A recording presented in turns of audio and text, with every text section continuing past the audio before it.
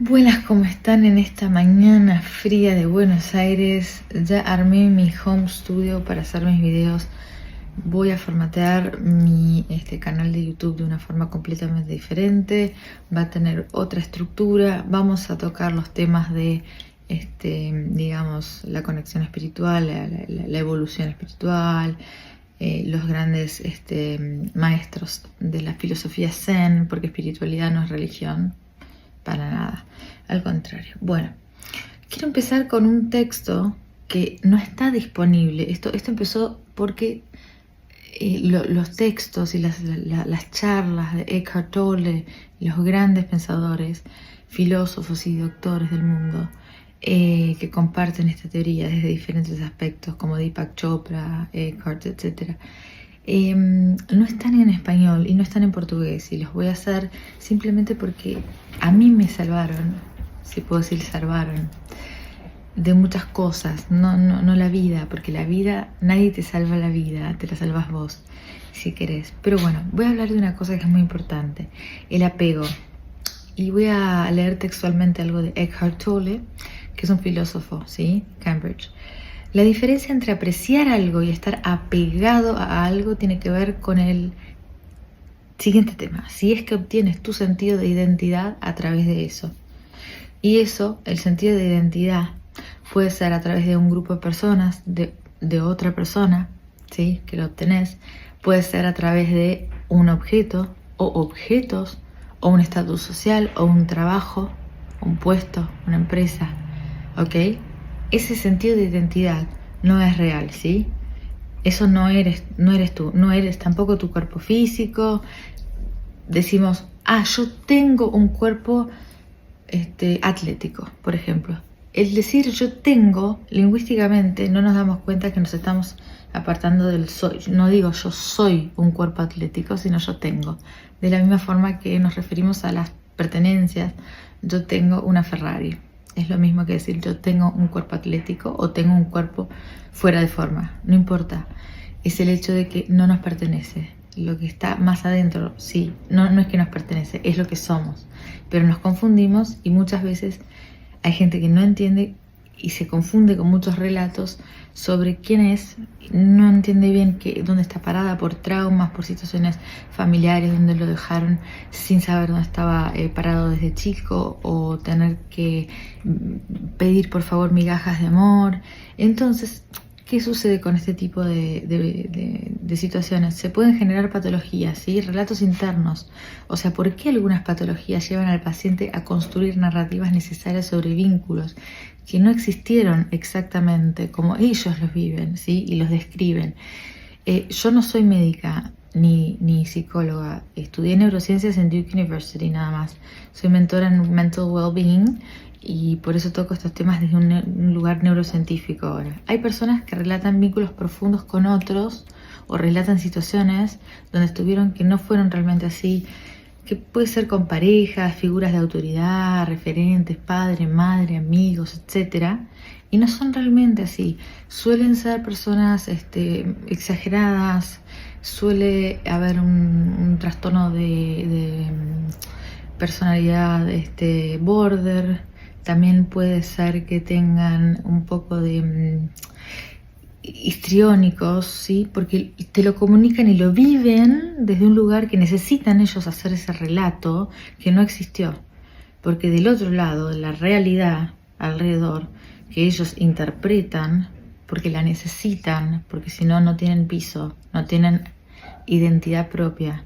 Parecen personas muy efusivas, muy inteligentes y eso, pero no tienen identidad. No pasa por inteligencia o no. Identidad propia. Su sentido de identidad tiene que partir de otro, de otra cosa, de alguien, de otros, de otra situación que es externa a ellos. Y eso no puede ser así en la vida. Eso se tiene que arreglar. Hay muchos casos que no se pueden arreglar y que hasta te alejan, ¿no? Si sos una persona así, terminas con tantos relatos que se terminan confundiendo y hasta fragmentando grupos o fragmentando relaciones por estos relatos que son construcciones que no son verdaderas en la cabeza de la persona. ¿Es esquizofrénica? No. ¿Tiene algo de realidad? Algo sí, algo.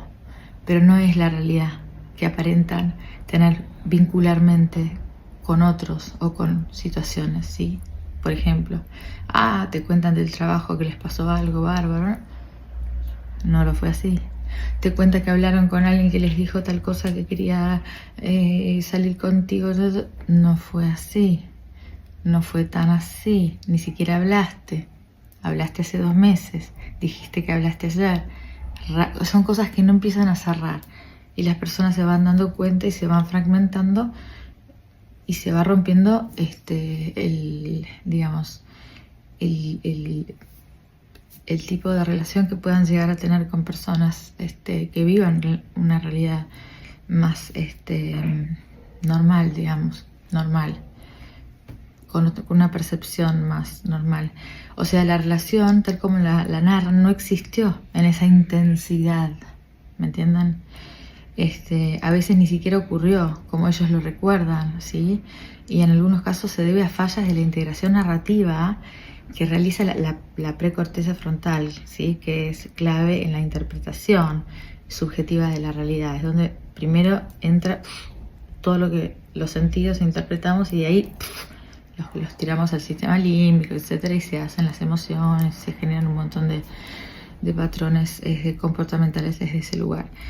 Antes de hablar de estos relatos, vale la pena preguntarnos por qué alguien llega a necesitar construir este tipo de relatos, este tipo de vínculos ficticios que no fueron del todo real o recíprocos. ¿Por qué? ¿Por qué necesitan esto?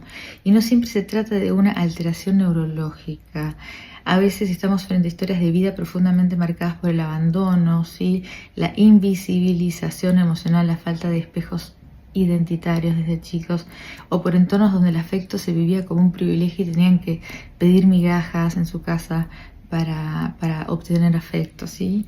Entonces tienen este tipo de reacción histriónica. En otros casos la estructura psíquica, ¿sí? Se formó a partir de vínculos frágiles, ¿sí? Interrumpidos o idealizados por muchos motivos, pero eso ya lo dejamos para el psicoanálisis. Cuando no se tiene una referencia interna sólida, el yo comienza, estoy leyendo porque yo misma redacté esto, el yo comienza a buscar un anclaje externo cuando no hay una referencia interna sólida, ¿sí? La tenés que buscar vos. Aunque ese otro no esté disponible, aquel, o incluso no haya estado presente del modo de la memoria del que quieren creer que están. No es esquizofrénica, pero tampoco es una mentira, no se trata de manipulación ni de maldad, ni de hacerlo para arruinar relaciones, pero terminan arruinando relaciones porque la gente no va a tolerar relatos de este tipo eternamente sobre su persona o su persona con otra persona, o relatos donde la involucran de una manera que no es real. Entonces esta persona termina quedándose más sola y sin piso todavía, más sin piso, con más rupturas, inclusive especialmente cuando la narrativa incluye a terceros de forma distorsionada y no consensuada. Bueno, este es un tipo de patología, como el trastorno límite de la personalidad, que tiene este tipo de actitudes, este tipo de patrones, algunos estados psicóticos, incluso formas graves de carencia afectiva, que pueden llevar al paciente a crear estos relatos mentales. Son relatos mentales, desde una mirada humana, sin juicio, no es maldad, es parte de una patología o un comportamiento patológico, ¿sí? Porque a veces parece exageración, puede ser una forma desesperada de pertenecer también, el sentido de pertenencia. Es una identidad que no se tuvo en el momento fundamental, fundacional, cuando se funda uno del yo. Por distintas razones se ha disuelto con el tiempo ese yo, o que nunca se construyó. Definitivamente no hubo una base, o que puede ser por varios motivos, o se fue perdiendo y se está yendo. Las manifestaciones observables de este tipo de relato es una observación clínica, o sea, se manifiestan conductas concretas, muchas veces sutiles o inadvertidas para el entorno, donde de repente te llevas una sorpresa y aportan inestabilidad a su entorno. Por lo tanto, el entorno se empieza a alejar. La persona puede describir un vínculo monstruo con una figura de autoridad, con un ex, con un colega, con un amigo, ¿no? Porque de algún motivo necesita que sea sentirse cercano, sentirse recíproco, pero no es recíproco. La narrativa a veces se reafirma ante terceros, ¿no? Intentan validar ese vínculo contando detalles, interpretaciones y momentos supuestamente compartidos con otras personas, que muchas veces pueden ser verificados, porque te das cuenta que no es el patrón del entorno y es un patrón que se está repitiendo en la persona, que confirmas que el entorno no tiene ese tipo de actitudes. Pero en todo caso hay que ayudar a estas personas, tener compasión, tampoco exponerse, tener cuidado. Con el tiempo estas estructuras narrativas tienden a aislar al sujeto más que a integrarlo. Es una lástima, lo tienen que tratar mucho en terapia y dependiendo de la patología con algún tipo de medicación. Generan malentendidos, rupturas, como dije. Y bueno, desde la neurociencia el cerebro no registra los hechos tal como suceden, sino como los interpreta cada uno emocionalmente y cómo tiene formado su cerebro desde la base de cómo se formó neurológicamente desde chico, ¿no? En la edad fundamental del desarrollo del sistema nervioso central.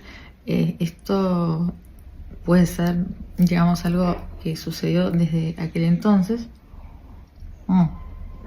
que hoy interfiere en la vida de la persona. Quizás se le agrandó la amígdala por traumas y eso hoy le genera este tipo de comportamientos patológicos. A veces no es una patología, sino son comportamientos que pueden tratarse, pero lo más difícil es que la persona que tiene este tipo de reacciones es que se dé cuenta cuando las está haciendo, porque su entorno sí se empieza a dar cuenta. Bueno, comprender este tipo de relatos y comportamientos no implica validarlos como verdades objetivas y decir, sí, perfecto. No. Hay que reconocer el nivel de sufrimiento psíquico que la persona que está haciendo este relato, tiene, porque si llega a hacer semejante relato, ¿no?